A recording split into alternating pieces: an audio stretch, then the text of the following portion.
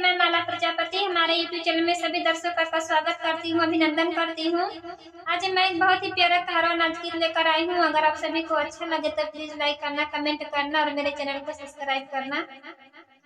सासु काई दे तू चुलिया के जुगाड़वाना, सासु काई दे तू चुलिया के जुगाड़वाना, जुगाड़वाना हो जुगाड़वाना,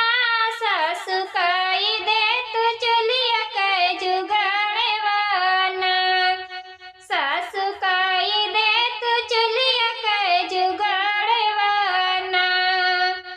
दोनों जोनी बने सासु चूल्हिया पे खानेवा,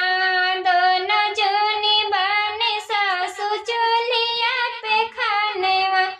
बिन लेबे बाना से लकड़ियाना, सासु काई दे तू चूल्हिया के जुगाड़वाना,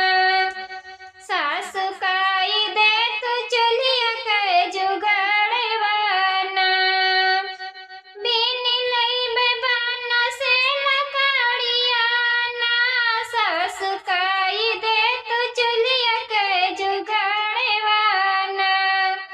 सासु काई दे तू चूल्हिया के जुगाड़वाना।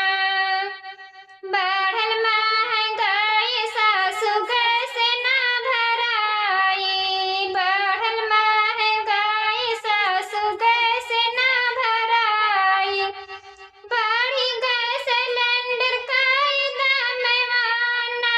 सासु काई दे तू चूल्हिया के जुगाड़वाना, सासु काई दे तू चूल्हिया के जुगाड़वाना, बढ़ी गैस सिलेंडर काई दामवाना, सासु काई